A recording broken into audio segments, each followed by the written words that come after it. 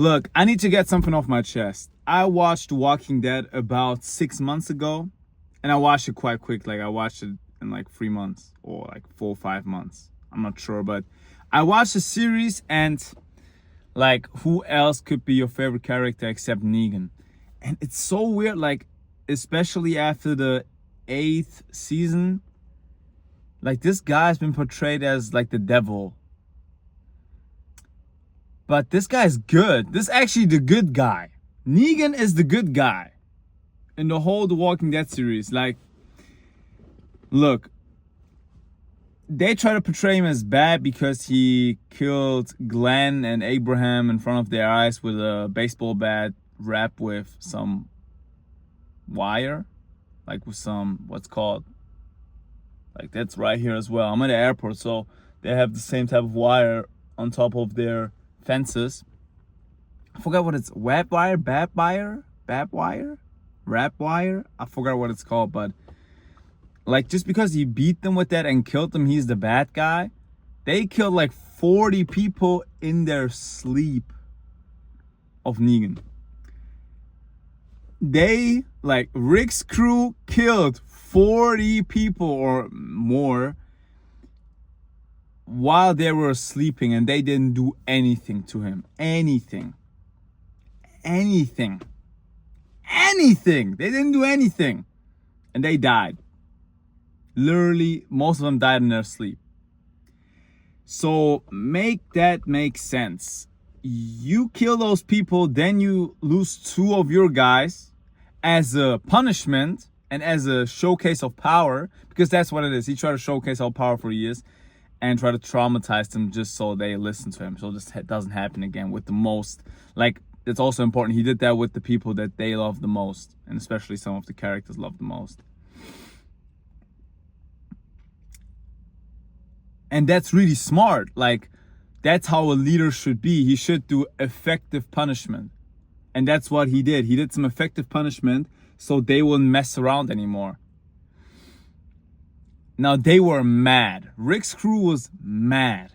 So at some point, they tried to retaliate, rebel, and they straight up started a war. Like, literally, like, listen. Negan just tried to be like a good colonizer, really. He just tried to be a good colonizer. He tried to inflict as little harm as possible. You know, they're like a apartheid society, but at least they live, all right? At least they're alive. And he didn't kill a lot of people. He got more of a benefit by not killing them and using them, and he didn't kill them. So, like, that's the smartest thing that you can do as a leader. You can't blame him for that. He isn't like evil. He's just opportunistic. So then Rick's crew just starts to kill all of them and just kill a bunch more, and then they didn't kill him. And man, like, the thing is, like, I just gotta say this as a side note. Negan is the funniest guy ever. Like, Negan is the funniest guy ever. Like, I can only think of this one scene where this girl is, like, Olivia, this little fat girl. She's like keeping track of the food. And he comes in and says like, where's Rick? And she's like, well, he's out scavenging and stuff.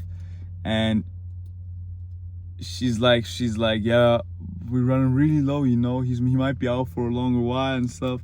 We're basically starving here. And she's like big, she's like this. And she looks at her and he goes, starving, huh? You, by practically starving, you mean not really. And man, she started crying. And it's so funny. Come on, like, that's just funny. I don't care, like, about all this woke stuff. Afterwards, the series got so woke, like, these deaf people and gay people all start turning up. Like, I don't care if there's gay people in the series, like, honestly, but you have to imagine there's so little gay people in this world, like, also in America, that there are this many gay people. Like, half the cast was gay at the end, or deaf. Oh my god, I spit it so hard. I just spat so hard towards the camera. I'm sorry. That's disgusting, but There's so many gay and deaf people. Like, what do you mean these deaf people survive for like 5-6 years? They can't even hear. Like, how are they gonna hear a walker coming up to them like, and they're gonna be like, I can't hear. Bro, like, you're like, what do you mean you survive in this? And as I said, I'm not trying to discriminate, but you are not surviving a zombie apocalypse as a deaf person. Like, you need someone to take care of you. You're not like, yeah, I'm solo in this. I can't hear, but whatever. Like, come on, let's be realistic. Like, how does this happen? It doesn't make sense in my head. And also all these, like, just percentage-wise, it doesn't make sense. I should look it up with like AI, how many people in between of 50 people would actually be gay. Like, how high is the percentage that like even 2 would be gay? It's so low, and I don't know. It's like, how does that even happen? Like it's just wokeness. It's just they're pushing up agendas on them. But whatever. Still, at least they they still stick to the story. But it was so weird afterwards. Like, Maggie got so weird on Negan. To get back to the point, like, Maggie got so like pissed at Negan all the time. What are you talking about?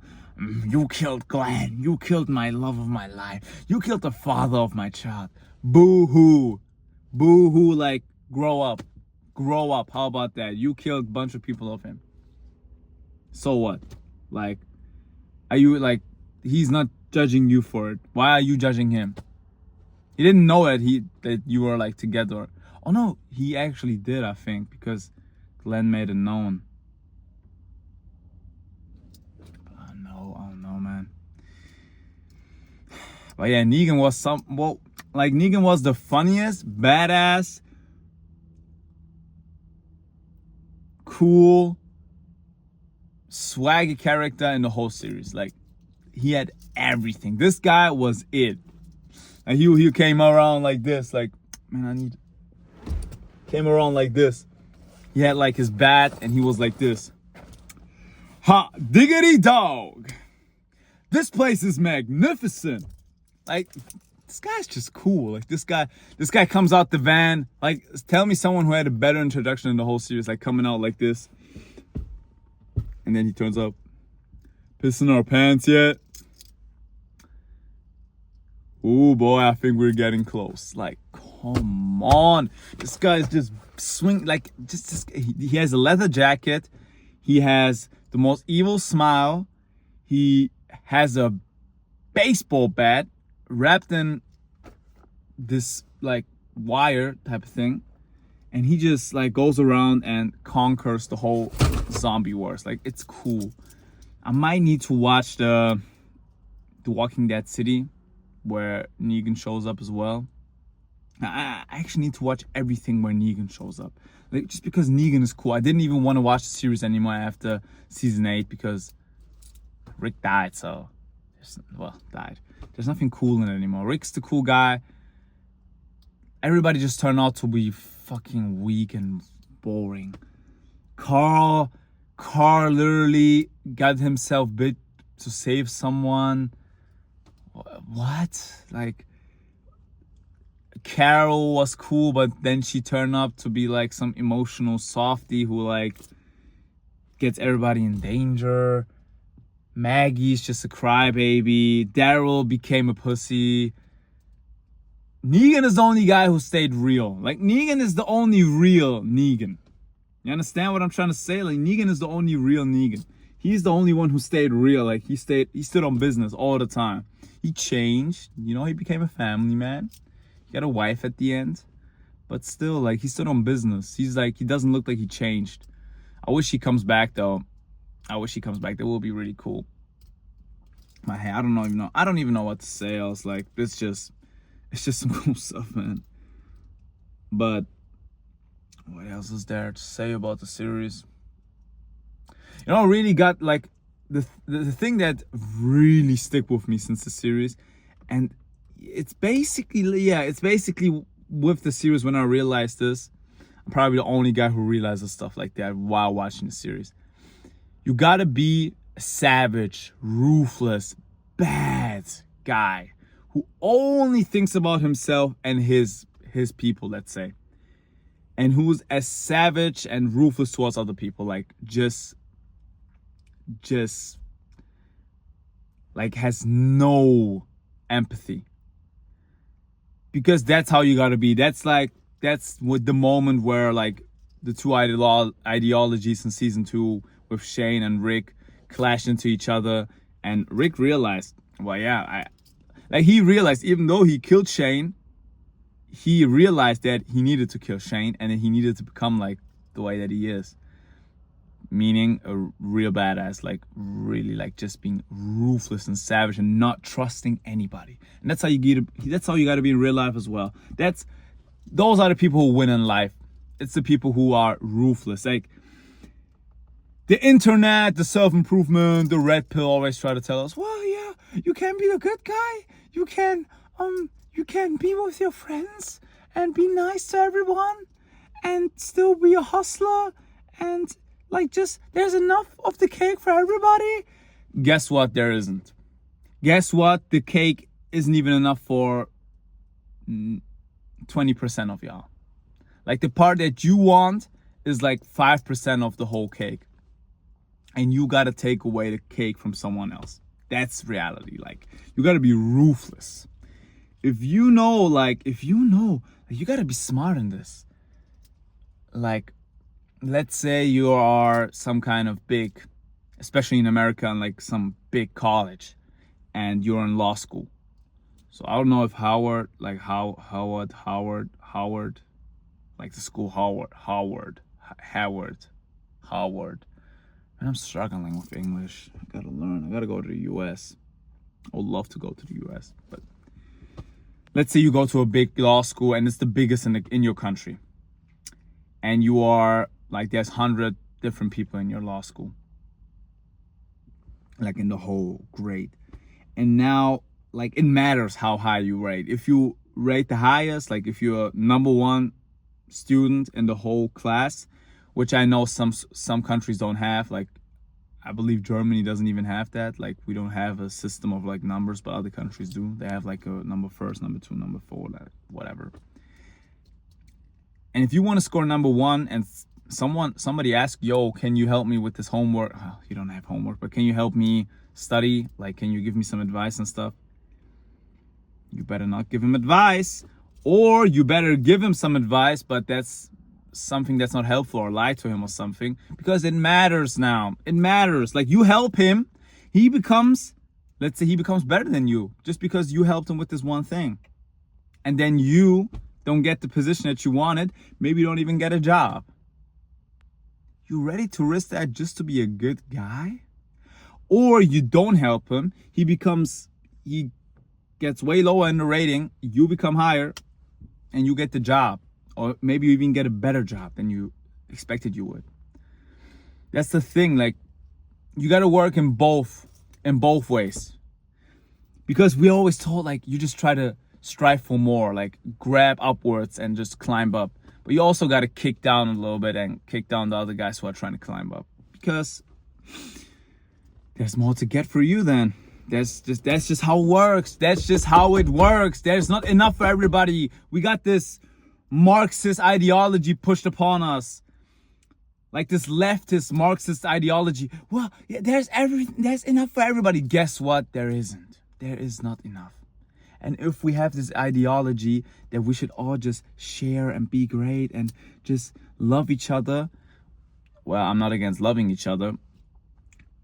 We won't have anything.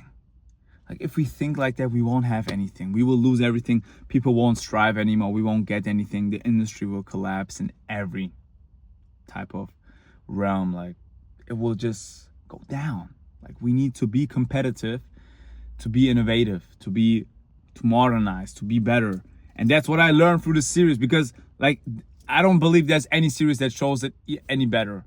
Actually, every series almost shows that. Like even in Dexter, I also realized that when he, for example, didn't kill the Trinity killer, he gave him multiple chances to prove himself or to learn from him how to be a murderer, but also a good family man and whatnot.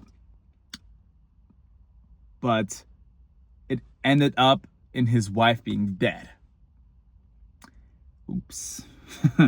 That's a oopsie, Dexter. That's quite wrong. And her wife was, his wife was kind of pretty. Let's say it like that politely.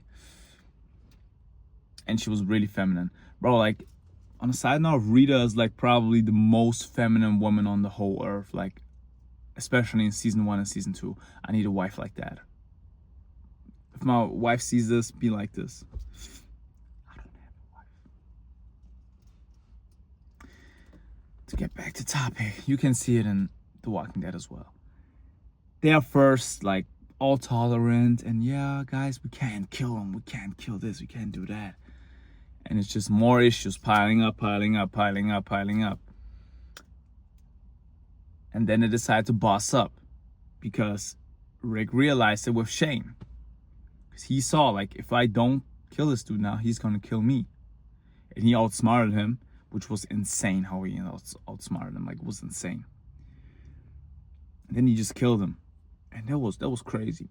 That was a crazy plot. Well, it wasn't a plot twist. It was just a crazy ending to a season. Because he was right. Like, Shane was right. And Rick really just perfected that, what Shane said. One thing that's important, though, with this ideology that you need to be ruthless and a savage is that you can't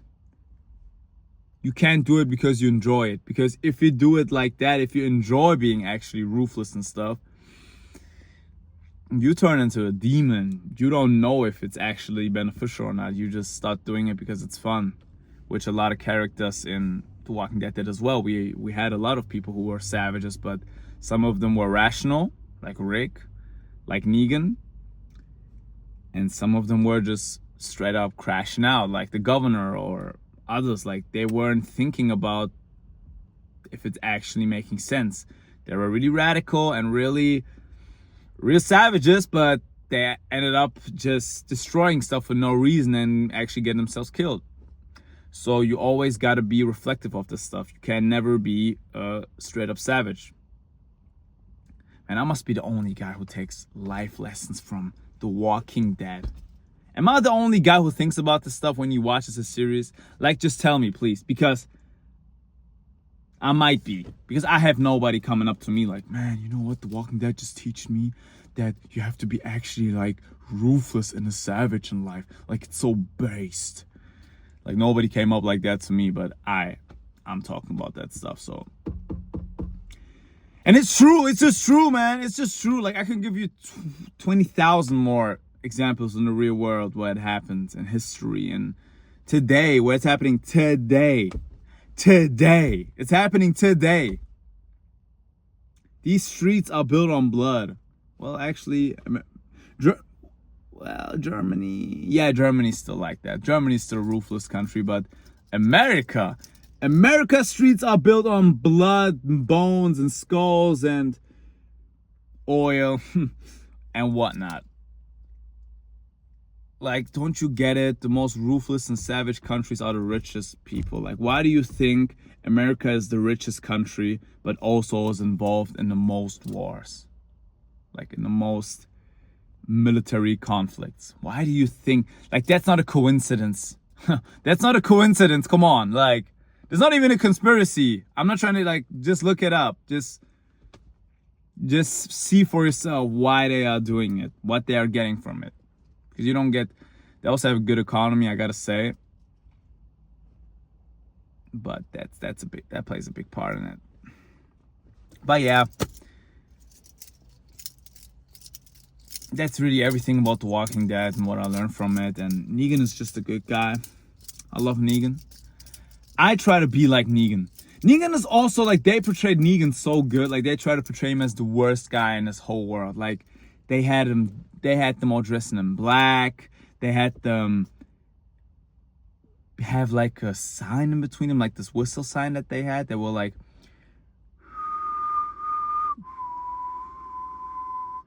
that was quite accurate, you gotta say.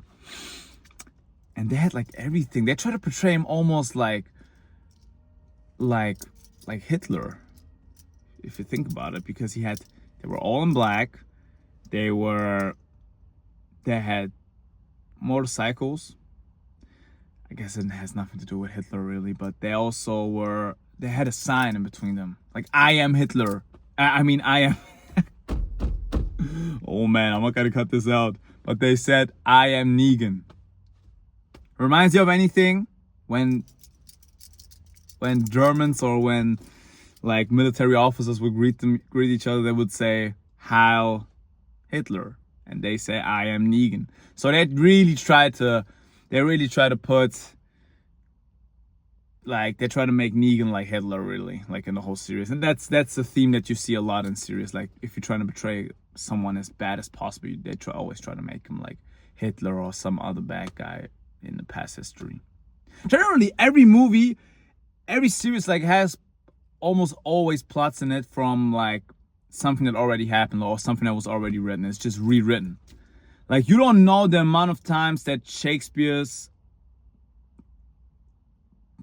plays have been just rewritten, just different characters and just a different scenery and whatnot, and just play it again. Like, almost every series is like some kind of Shakespeare play. Like, I'm being legit. Like Hamlet, Romeo and Juliet, I don't know really, but Hamlet, or like, what's this one called with the, I forgot its name, but it's so many, and also other ones as well, like from other authors. Like, it's always just repeating itself. If you look at it, it's just the same structure. There's also a lot this one structure, like, of two guys wanting one girl, and that's like, that is so popular for women. Women love that. Like Twilight, Vampire Diaries. You can probably name even more. I don't know anymore, but all of them are just two guys wanting one girl. And I'm sure that's also in some kind of ancient play, and they just rewriting it all the time. But yeah, that's really it. There's nothing more to say about Negan. Shout out to Negan. Free Negan. I am Negan. And yeah, if you liked the video, don't like, don't subscribe, don't comment. Just get off your phone, get a life. Don't watch The Walking Dead. You already know everything from me that you need to know. Conquer the world, be a savage, but be reasonable, be rational, be reflective. Don't kill anyone, all right? Calm down. If I say be a savage, doesn't mean that you should do horrible crimes or anything. Like, calm down. Calm down. You're gonna go to jail, and it's also immoral. So calm down, and yeah, just get a real life, get off your phone. And if you don't, I'll see you tomorrow.